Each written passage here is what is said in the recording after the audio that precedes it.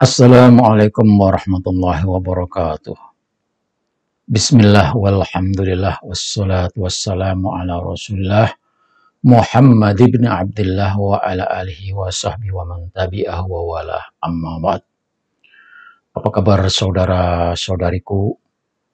Semoga saudara-saudariku selalu dalam keadaan sehat walafiat, bisa menjalankan kegiatan aktivitas dengan sebaik-baiknya, memperoleh hasil yang sebaik-baiknya, disampaikan cita-cita kita, dikabulkan doa kita, dibahagiakan keluarga kita. Amin Allahumma amin. Saudara-saudari sekalian yang saya hormati, ada banyak alasan mengapa Habib harus diadili dan dikembalikan ke asalnya. Saya ulang lagi. Ada banyak alasan kenapa Habib harus diadili dan dikembalikan ke asalnya.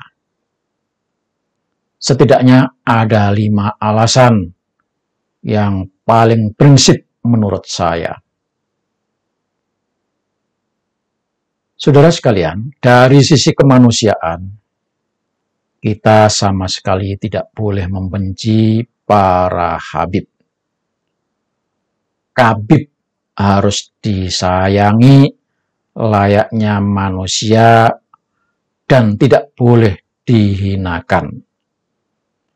Kabib harus dimuliakan karena kabib juga manusia Bani Adam, keturunan Nabi Adam alaihissalam.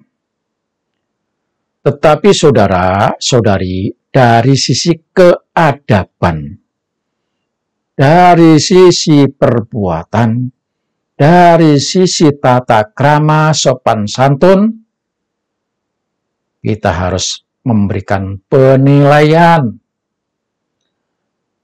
Kalau kabib baik, kita harus katakan kabib itu baik. Kalau kabib itu buruk, kita harus nyatakan kabib itu buruk. Itulah yang namanya memperlakukan dengan adil. Faktanya selama ini terbukti dengan gelar kabib, Bani Alwi itu telah melakukan kejahatan dan penjajahan spiritual. Banyak bukti yang selama ini dilakukan oleh para kabib. 1. Para kabib telah menodai agama, mencederai agama Islam dengan mengaku-ngaku sebagai keturunan Rasulullah Muhammad SAW. Padahal mereka tidak punya bukti dan tidak bisa membuktikan sebagai keturunan Rasulullah. Bukankah Islam memberikan hukum siapa yang mengaku-ngaku maka dia harus bisa membuktikan, menunjukkan bukti atas pengakuannya itu. Pengakuan tanpa bukti adalah pelanggaran hukum. Harus dihukum. Yang kedua, para kabib telah melakukan indoktrinasi kepada umat Islam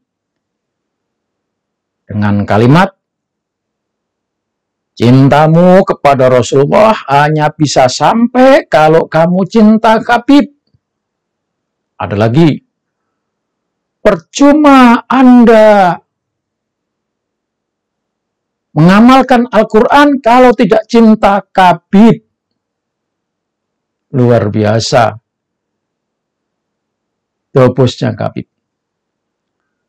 Para kabib telah melakukan manipulasi dan memperkosa ayat memperkosa hadis Rasulullah atau memelintirnya seakan ayat dan hadis tersebut hanya ditujukan kepada para kabib dan umat harus mengakuinya dan mengikutinya. Habaib mengaku sebagai ahlul bait, padahal mereka bukan ahlul bait. Habaib mengaku kerabat Rasulullah, dzawil qurba, padahal mereka bukan kerabat Rasulullah. Habaib mengaku alur Rasul, keluarga Rasul, padahal mereka bukan alur Rasul. Habaib mengaku terah itrah Rasul, padahal mereka bukan terah Rasul. Yang ketiga, para habib telah menebarkan kebohongan cerita-cerita khurafat. Dan itu mengandung ajaran sesat. Cerita-cerita tersebut sangat berbahaya, berakibat buruk bagi generasi muda masa kini dan generasi muda yang akan datang, membuat mereka bodoh, malas bekerja, malas berusaha, yang pada akhirnya mengakibatkan mereka hidup miskin dan terbelakang. Orang-orang yang hidup semacam ini adalah ladang empuk bagi para habib untuk ditipu dan diberdaya. Kalau Anda ikut habib, kalau Anda percaya sama habib, maka Anda dijamin hidupnya. Na'udzubillah, tsumma na'udzubillah. Yang keempat, para habib mengaburkan sejarah Negara Kesatuan Republik Indonesia, mengaku-ngaku berjasa dalam kemerdekaan Republik Indonesia, menafikan perjuangan para pahlawan dan leluhur bangsa, mengubah keturunan para pahlawan bernasab pada Ba'alawi Yaman, memalsukan kubur-kubur pejuang Islam dan pejuang Nusantara, mendegradasi nasionalisme generasi muda, sehingga generasi masa kini dan generasi masa depan tidak lagi bangga dengan leluhurnya, tetapi justru bangga dengan bangsa Yaman, membanggakan kabib-kabib yang tidak jelas itu. Bisa jadi mereka bangga dengan Tarim, tetapi justru mengecilkan, mengkerdilkan Indonesia yang memberikan makan dan tempat tinggal. Bahkan di sini mereka hidup dan di sini pula nanti mereka akan dikuburkan.